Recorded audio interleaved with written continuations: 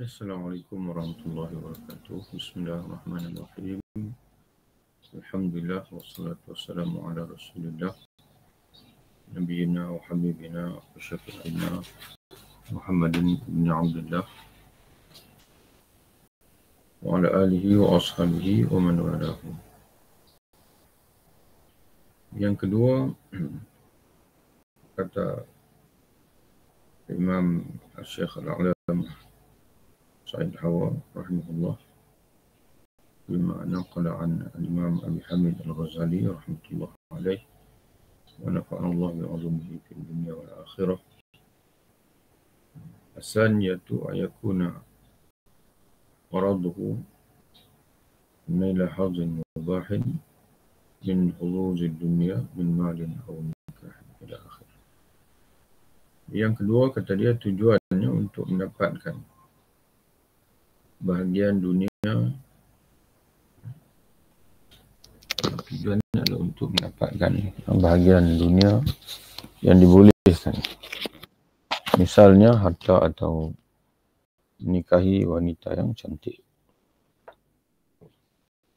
Jadi kita sekarang ni berada dalam rukun riak yang ketiga, iaitu al-mura'ah li ajlih, iaitu perkara yang disasarkan dalam riak. Ada 3 bahagian semuanya. Yang pertama, yang paling parah, iaitu orang yang mensasarkan maksiat.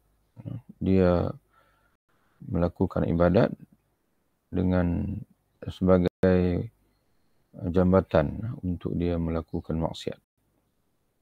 Contohnya, dia menampilkan diri sebagai seorang yang soleh, seorang yang zuhud, seorang yang amanah, yang rajin beribadat, untuk mendapat jawatan, supaya dengan jawatan itu dia dapat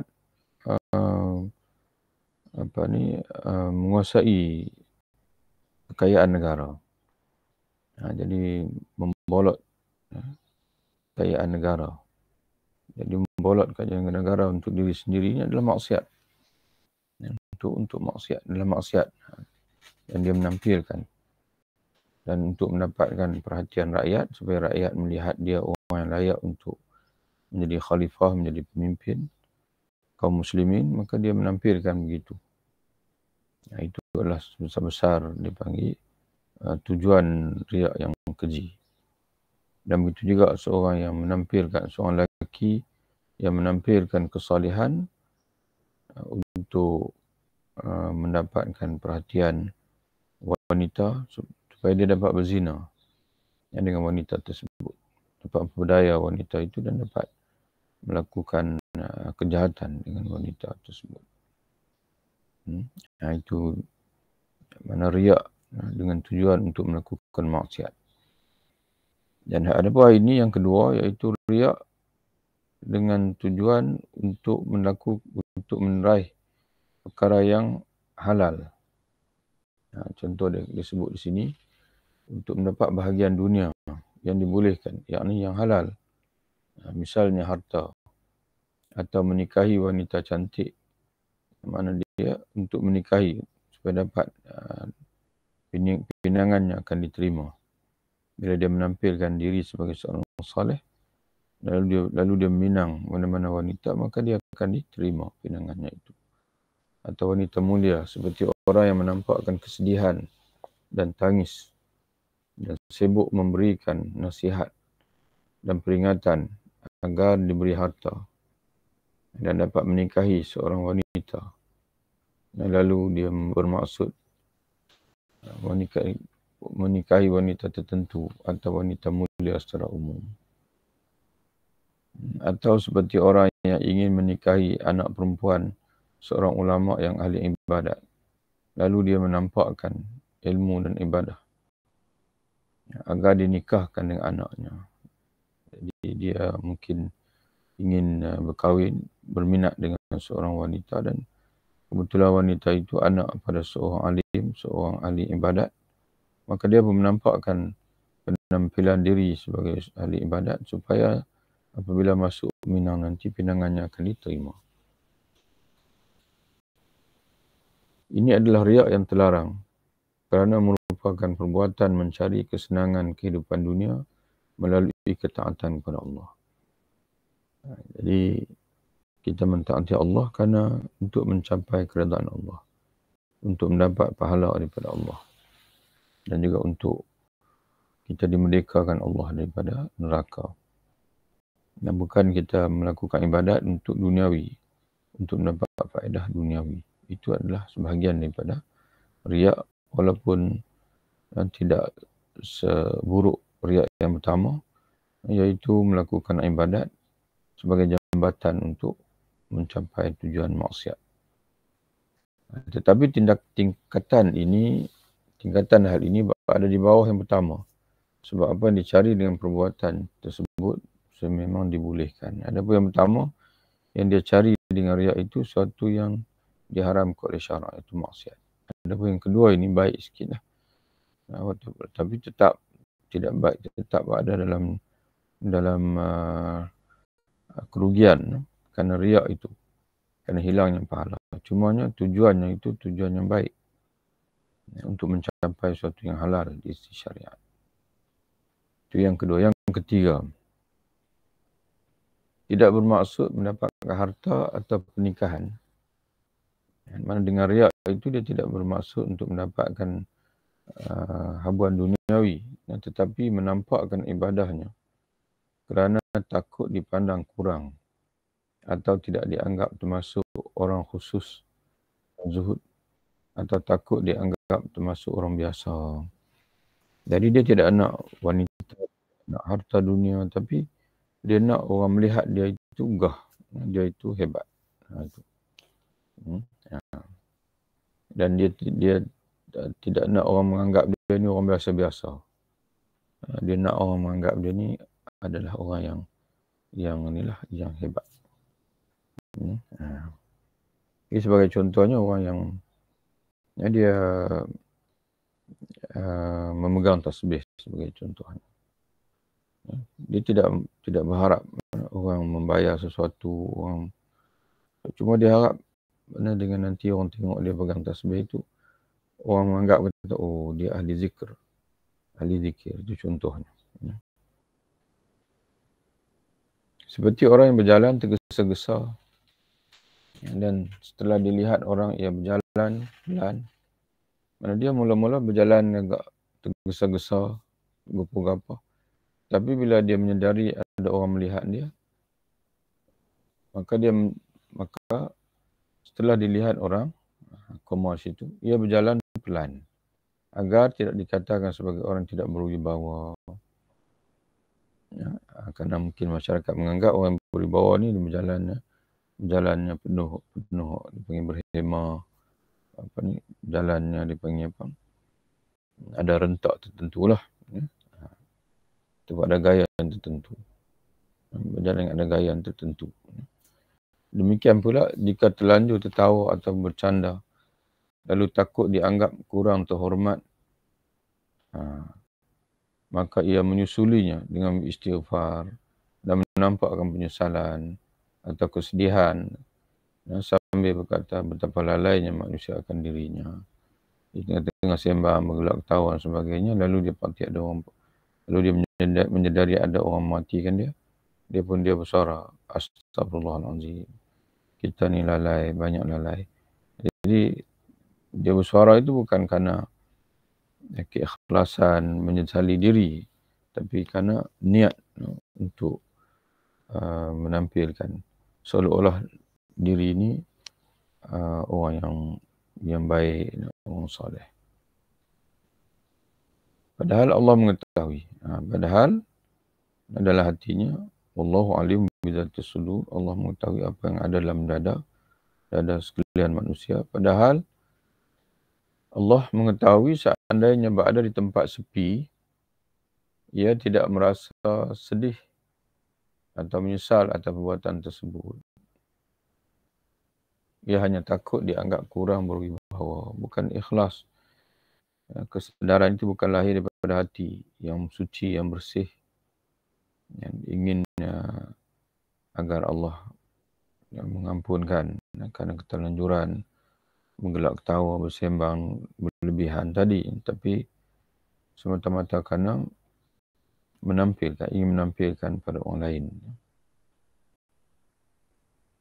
Atau seperti orang yang melihat orang-orang sedang salat tarawih atau salat tahajud atau sedang berpuasa Isnin dan Khamis atau bersyahadah.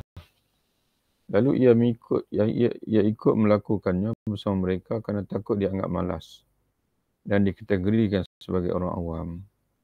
Padahal seandainya tidak bersama mereka, nescaya dia tidak melakukannya sama sekali.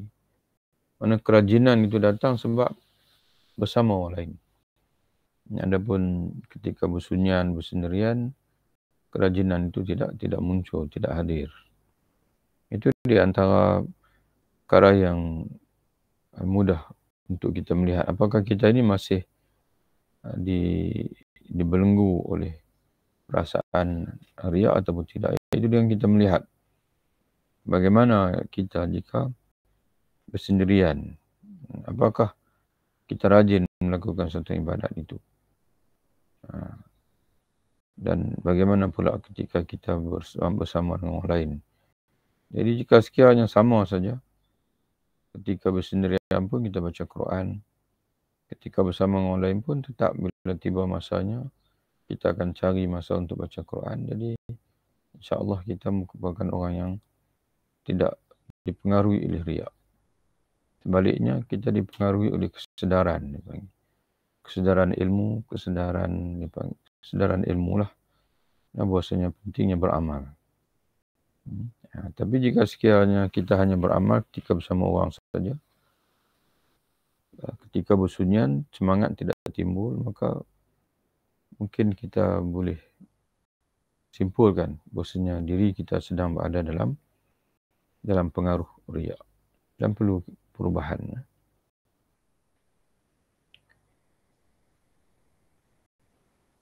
Atau seperti orang yang haus pada hari Arafah atau hari Ashura. Itu hari-hari ini adalah hari-hari yang disunatkan untuk kita berpuasa. Dan dia tak puasa pun dan dia puasa haus pada hari itu. Atau di bulan-bulan suci lalu ia tidak minum kerana takut diketahui orang bahawa dia tidak berpuasa. Dan jika orang-orang mengira dirinya berpuasa, maka ia tidak mau makan kerana anggapan tersebut. Dia tak puasa tapi bila dia rasa-rasa macam hari ini hari Senin, orang semua puasa. Dan orang pun menganggap kata, oh dia pun puasa juga, tak nampak makan. Maka dia pun tak makan dengan faktor itu. Faktor anggapan orang. Kalau dia tak makan kerana semangnya dia berpuasa, maka dia dia bebas dari riya kerana semang dia berpuasa. Tapi dia tak makan kerana nak menjaga anggapan orang. Padahal anggapan itu anggapan palsu tentang dirinya.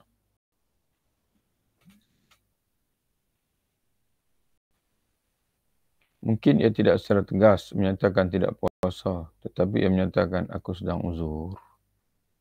Dia beri alasan. Padahal dia tak nak puasa pun, memang tak nak puasa pun. Tapi dia nak menampilkan juga kepada orang lain. Bahawasanya dia ni seolah macam bukanlah orang yang malas berpuasa. Maka dia berkata, oh, saya sakit. Itu yang tak dapat puasa itu. Padahal dia memang bukan kaki puasa pun. Tapi dia nak juga menampilkan kepada orang lain. Seolah-olah macam dia ni orang yang rajin berpuasa. Perbuatan ini mengumpulkan dua keburukan. Yang pertama, ia dikira berpuasa, dianggap berpuasa. Kemudian dianggap ikhlas. Titik di situ sebenarnya. Jadi dua keburukan lah. Yang pertama, ia dianggap berpuasa. Maknanya dia menampilkan kepalsuan pada orang lain. Sehingga orang menganggap dia berpuasa. Orang menganggap sesuatu yang palsu tentang diri dia. Dan yang keduanya adalah dia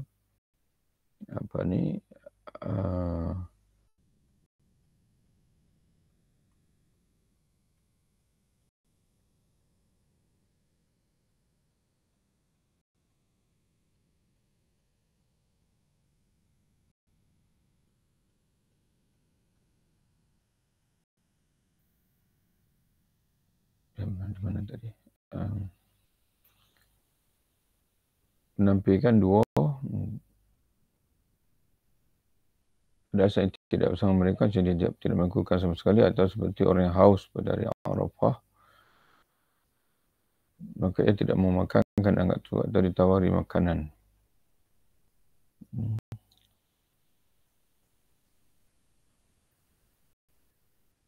Atau seperti orang yang haus pada hari Arafah atau hari Ashura atau di bulan-bulan suci, lalu ia tidak minum kerana takut diketahui orang bahawa ia tidak puasa. Jika orang-orang mengira diri puasa, maka ia tidak mau makan kerana anggapan tersebut. Atau ditawari makan, lalu ia tidak mau agar dianggap sebagai orang berpuasa. Lalu ia tidak mau, okay. Mana dia ditawarkan, diajak puasa, diajak makan, namun dia tidak mau agar dianggap sebagai orang berpuasa. Mungkin ia tidak secara tegas, tidak secara terus menyatakan tidak puasa, tapi ia menyatakan aku sedang uzur. Perbuatan ini merupakan dua keburukan. Itu buntisin tadi nah. Dua keburukan. Yang pertama, ia dikira berpuasa, padahal dia tidak puasa. Mana dia menampilkan anggapan yang palsu pada orang lain. Yang kedua, ya, dianggap ikhlas, ya, padahal dia riak, ya, dianggap ikhlas padahal dia riak.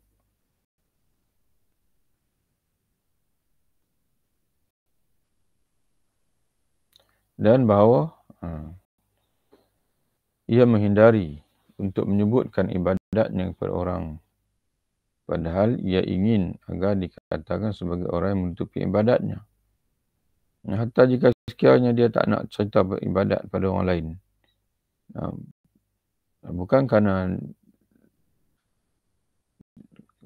kesedaran dalam hati bahawasanya tidak elok menunjuk ibadat ini, tapi kerana ia ingin menampilkan kepada orang lain bahawasanya dia ni seorang yang rajin beribadat tapi tak nak cerita ibadat pada orang lain. Itu pun sebahagian daripada panggil apa, riak yang tersembunyi dia panggil. Kita ni bila kita tak cerita ibadat kita pada orang lain, hendaklah dengan kesedaran dia panggil bahawasanya tidak elok menceritakan ibadat pada orang lain tanpa ada tujuan yang apa ni, tujuan yang baiklah. Jadi sebab itu di antara 7 orang yang diberi naungan oleh Allah di bawah arasy-Nya di akhirat adalah rajulun tasaddaqa fa akhfahu, seorang lelaki yang bersedekah lalu menyembunyikan sedekahnya, hatta la ya'lamu, sehingga tangan kirinya tidak mengetahui apa yang dihulurkan oleh tangan kanan dia. Jadi menyembunyikan ibadat ini sesuatu yang baik. Ya, kalau tidak, Allah tidak akan menyenaraikan dalam 7 orang yang hebat yang akan mendapat naungan di bawah arasy di akhirat kelak. Jadi tapi dengan niat bahawasanya memang kita kesedaran, memang kita dengan kefahaman bahawa menyembunyikan ibadat, tidak menzahirkan ibadat ini sesuatu yang memang disebut kelebihannya oleh hadis. Bukan kita tidak menzahirkan ibadat untuk menampilkan bahawasanya kita ni orang yang apa ni, yang warak ataupun yang tidak suka menampilkan ibadat lah. Dan kesimpulannya kita buat bukan kerana orang. Itu kesimpulannya, kita lakukan lillahi ta'ala, kerana kesedaran diri sendiri, bukan kerana orang lain.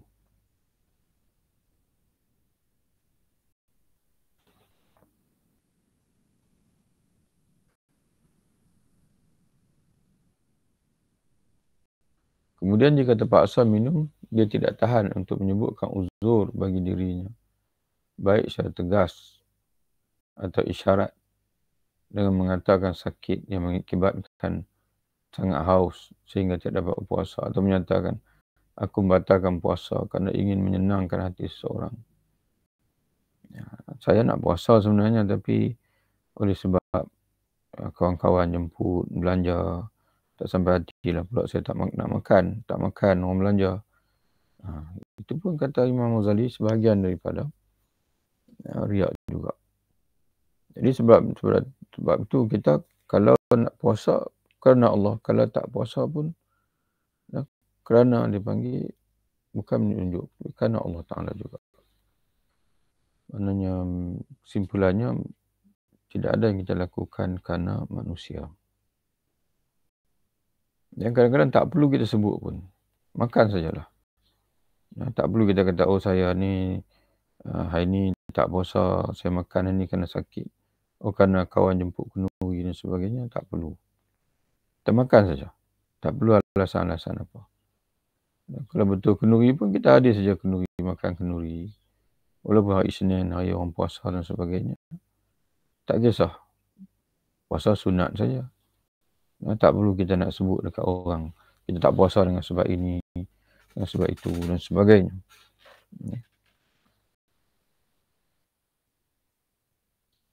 Kemudian mungkin ia tidak menyebut hal tersebut secara langsung agar tidak dikira mencari alasan kerana riak. Tetapi ia bersabar. Kemudian menyebutkan uzurnya dalam bentuk cerita. Seperti menyatakan, sesungguhnya si fulan menyintai saudaranya dan sangat menginginkan agar saudaranya makan jamuan makannya. Dan hari ini dia mendesakku sehingga aku tidak bisa mengelak untuk menyenangkan hatinya. Aku sebenarnya nak puasa tapi sebab tak ada hati kawan jemput, maka aku pun batalkan puasa. Atau seperti menyatakan, sungguhnya ibuku seorang yang lemah hati mengasihani aku. Ia mengira jika aku berpuasa sehari, pasti aku akan sakit. Sehingga ia tidak membolehkan dan tidak membenarkan aku puasa. Saya sebenarnya nak puasa tapi ibu saya dia kesian tengok saya takut sakit. Dia tak bagi saya puasa, jadi saya pun tak puasa. Jadi sebenarnya tak perlu sebut pun. Tak perlu cerita pun, benda biasa. Kalau tak puasa, puasa sunat, benda biasa lah, tak puasa. Tak berdosa pun, tak puasa. Tapi bila kita beria-ia sebut, saya hari ni sebenarnya, hari Isnin ni saya selalu puasa. Tapi hari ni saya tak puasa, hari ni mak saya tak bagi, begini dan sebagainya. Itu mengikut Imam Al-Ghazali dalam kitab kita ini, sebenarnya itu semua mungkin datang daripada orang panggil apa, riak yang ada dalam hati kita. Hal ini yang semisalnya termasuk penyakit riak, kata Imam Ghazali. Ucapan atau pernyataan seperti itu tidak terucapkan lisan kecuali kerana mendalamnya akar riak dalam batin. Orang yang ikhlas tidak akan mempedulikan. Ini kesimpulan. Orang yang ikhlas, kata dia, tidak akan mempedulikan bagaimana makhluk memandang dirinya. Jika tidak punya keinginan untuk berpuasa, Allah mengetahui hal itu dari dirinya. Ia tidak ingin dianggap dengan anggapan lain yang bertentangan dengan pengetahuan Allah. Dia tidak ingin dianggap pada dirinya berlainan daripada apa yang Allah Ta'ala tahu tentang dirinya. Jadi sebab itu dalam Al-Quran Allah Ta'ala menegur kita, fala tuzakku anfusakum wa a'lamu biman ittaqa. Tak usahlah kamu beria-ia nak menampilkan atau memuji diri kamu sendiri, menampilkan diri bersih, kata Allah. Wa a'lamu biman ittaqa. Allah tahu siapa sebenarnya bertakwa. Allah tahu siapa sebenarnya bertakwa. Jadi kalau kita menampilkan diri zahir, beria-ia kita nak sebut kita ni hebat, kita bertakwa, kita baik, kita itu ini dan sebagainya, Allah Ta'ala tengok kita macam tu kah? Ataupun berbeza. Jadi sebab itu pentingnya kita ada perasaan malu dengan Allah SWT. Maka sebaiknya kita senyap saja. Malu pada Allah Ta'ala, nak sebut lebih-lebih tentang diri kita. Takut nanti Allah Ta'ala tengok, hamba aku ni bohong. Dia bukan macam tu pun. Jadi kita kena ada perasaan malu dengan Allah Subhanahu Wa Ta'ala.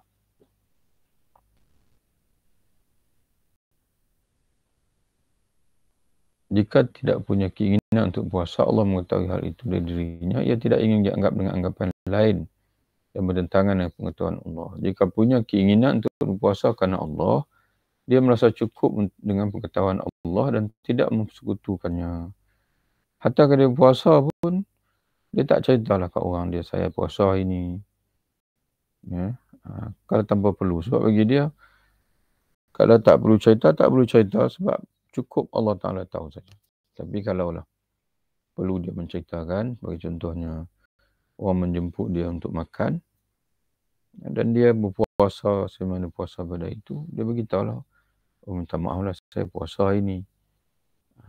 Saya puasa pada ini. Sekadar untuk beritahu, untuk supaya orang tidak salah tanggap. Itu saja.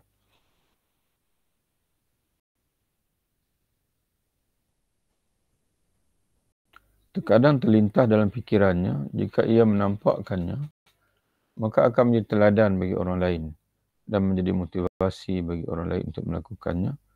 Tapi hal ini mengandungi tipu daya dan ghurur. Jadi kadang-kadang berasalah hati. Oh, kalau kita cerita ni, orang boleh ambil contoh orang kita. Tapi hal ini sebenarnya bukan itu. Sebenarnya ada tipu daya dan ghurur. Sebenarnya kita sememangnya nak orang tahu kita puasa supaya kita ni ada orang panggil apa, ada kelebihan. Orang merasa kita hebat. Jadi kena berhati-hatilah, takut dipengaruhi oleh tipu daya dan ghurur tadi. Tapi jika sekiranya memang kita merasakan bahawa kita sebagai ayah, kita sebagai guru, kita sebagai pemimpin perlu memberi contoh pada orang lain, ya, dan orang boleh menumpang, maka itu baik. Ya. Kerana kita akan masuk dalam satu hadis Nabi, adalu ala khair kafa'ilih. Orang yang menunjuki orang lain dengan suatu kebaikan ataupun kepada satu kebaikan, sama macam bila orang lain buat kebaikan itu, maka sama macam dia yang buat kebaikan.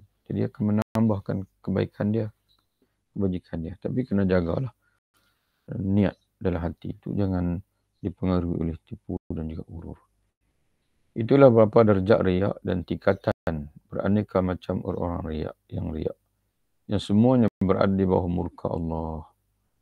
Semua riak ini berada di bawah murka Allah, kerana riak termasuk pembinasa yang paling dahsyat. Pembinasa amalan yang paling dahsyat. Bahkan saking dahsyatnya, bahkan sangat dahsyatnya, di dalamnya terdapat hal-hal yang mengelabui sehingga lebih samar. Maknanya dia sehingga akan sangat sembunyi, sangat samar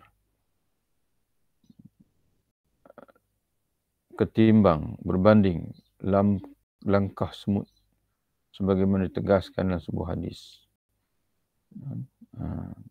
Banding seekor semut, min dabi bin naml.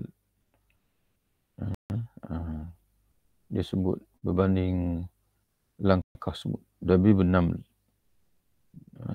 berbanding semut kecil yang merayap di atas batu hitam pada malam yang gelap hitam. Boleh nampak tak kita semut tu? Hakikatnya semut itu merayap. Semut itu merayap. Tapi bolehkah kita nampak?